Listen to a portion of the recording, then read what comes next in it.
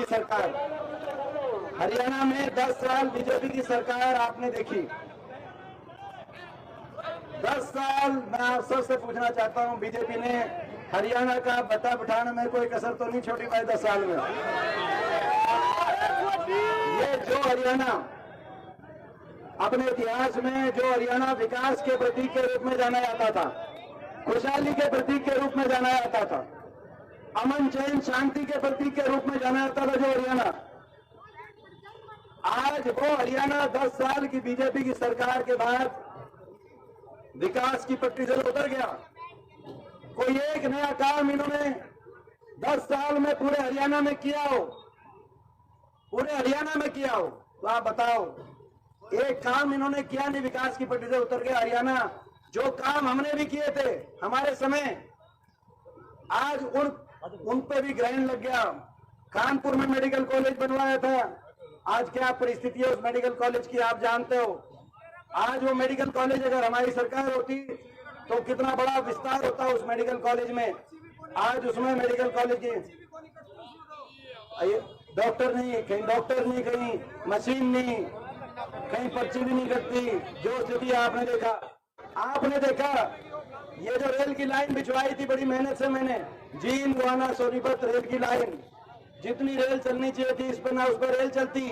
और जो rail coach factory मंजूर कराई थी अपनी गोहाना की, वो रेल कोच फैक्ट्री चली गई। दुख इस बात का नहीं है कि वो रेल कोच फैक्ट्री यहां से स्थानांतरण होकर उत्तर प्रदेश बनारस में चली गई।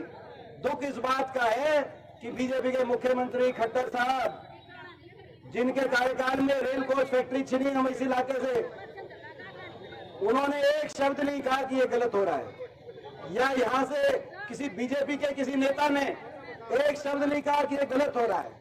बड़ी मेहनत से रेल कोच फैक्ट्रियां मंजूर कराई थी, तो कुछ नया काम तो किया नहीं। महम से एयरपोर्ट चला गया, महम का एयरपोर्ट आज जेवर चला गया। आज ये महम में एयरपोर्ट आता है, अंतर्राष्ट्रीय एयरपोर्ट, तो महम की क्या परिस्थिति बनती है, पूरे हमारे इलाके की क्या फिजा बदलती है, आप अंदाजा लगा सकते हो। नया काम किया नहीं, विकास की पटरी से उतार दिया हरियाणा, विकास की पटरी से उतार दिया हरियाणा। और आज देश में नंबर 1 बना दिया हरियाणा। किस चीज में नंबर 1 बन गया देश में नंबर 1? बेरोजगारी में देश में नंबर 1, बेरोजगारी में। और ये हम नहीं कह रहे, ये मोदी सरकार बता रही है संसद में कि 29 प्रदेशों में सबसे ज्यादा बेरोजगारी हरियाणा में है। मोदी सरकार बता रही है। इसी साल के अप्रैल के अंदर दिया गया संसद में जवाब, मोदी सरकार बता रही है देश में नंबर 1 बेरोजगारी में, देश में नंबर 1 बन गया हरियाणा। नशे में पंजाब से आगे निकल गया हरियाणा नशे में। आज कितने दुख की बात है, देश में नंबर 1 बन गया हरियाणा अपराध में, क्राइम में। गोहाना में क्या हाल है, गोहाना में फिरौतियों की कॉल आ रही है। गोहाना में इस तरीके से पुलिस की तैनाती की जा रही है जैसे शायद कश्मीर में भी ना हो। ऐसे ऐसे कोई गोहाना के अंदर पुलिस की तैनाती की जा रही है कि नहीं की जा रही, मैं आपसे पूछना चाहता हूँ।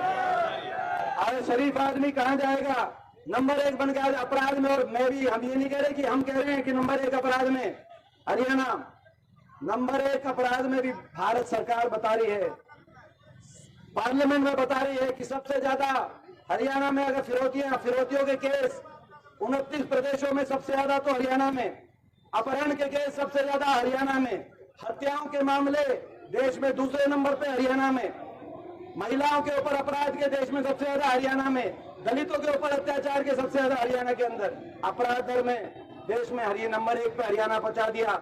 और नंबर 1 पहुंचा दिया महंगाई में, सबसे महंगा डीजल, पेट्रोल, रसोई गैस का सिलेंडर, क्योंकि सबसे ज्यादा वेट, और सबसे ज्यादा वेट इसीलिए काम कुछ किया नहीं, लेकिन कर्जा हरियाणा पे 60,000 करोड़ से बढ़ाकर 4.25 लाख करोड़ का कर्जा हरियाणा के अर्थव्यवस्था पे पहुंचाने का काम इस सरकार ने किया। इतना बड़ा भ्रष्टाचार कि कितना बड़ा कर्जा, और कर्जा क्यों बढ़ा, भ्रष्टाचार की वजह से कर्जा बढ़ा। कहीं शराब घोटाला, कहीं रजिस्ट्री घोटाला, उस वजह से रेवेन्यू आया नहीं, कर्जा बढ़ गया, महंगाई बढ़ानी पड़ी, आम आदमी पे बोझ डालना पड़ा, हरियाणा की अर्थव्यवस्था भी चौपट, और हरियाणा के विकास को भी पट्टी से उतार दिया। और इसीलिए हम इनसे सवाल पूछ रहे हैं, हम सवाल पूछ रहे हैं कि आप हिसाब दो। मेरी यही गलती है कि मैंने इनसे सवाल पूछा कि हिसाब दो कि हरियाणा का इतना भट्टा क्यों बैठा, इस बात का हिसाब दो। मेरी गलती क्या है? आज सारी बीजेपी मेरे को निशाने पे क्यों ले रही है? किसी ने ले रही है कि एक सवाल मैंने पूछा था कि हरियाणा हिसाब मांग रहा है, और क्यों हिसाब ना मांगे हरियाणा हिसाब मांग रहा है कि गरीब की सारी स्कीम बंद क्यों हुई? 100 गज के प्लॉट की स्कीम इन्होंने आते ही बंद कर दी। आप सभी गोहाना के एक गांव से यहाँ पे उपस्थित हो, किसी गांव में 100 गज का एक प्लॉट मिला पिछले 10 साल में? मैं पूछना चाहता हूँ आप। गरीब की सारी स्कीम बंद कर दी, 100 गज के प्लॉट की स्कीम बंद कर दी, गरीब की मकान की स्कीम लगभग बंद कर दी। मैं पूछना चाहता हूँ किसी गांव में मकान मिला कि आप गोहाना के एक गांव से आप आए? मकान की स्कीम बंद कर दी। पीने के पानी की टंकी टूटी और पानी के मुफ्त कनेक्शन की ऐसी समाज के लिए हमारी जो स्कीम चल रही थी वो बंद कर दी, और गरीब के हाथ में पानी के बिल पकड़ा दिए।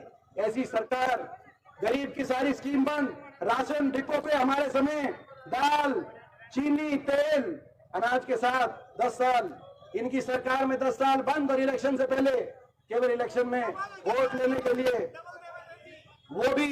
वो भी कैसा कितना क्या देते थे, कितना क्या दिया वोट देने के लिए? 10 साल तो कुछ नहीं दिया। ऐसी इनकी सरकार गरीब की स्कीम बंद कर दी। हिसाब क्यों नहीं मांगे हरियाणा? मेरा यही कसूर है, मैंने इनसे हिसाब मांगा कि 750 किसानों की जान की कुर्बानी हो गई। 750 किसानों की जान की कुर्बानी लेने वाली ये सरकार साबित हुई। किसान न्यूनतम समर्थन मूल्य एमएसपी मांग रहा था, आंदोलन करना पड़ा।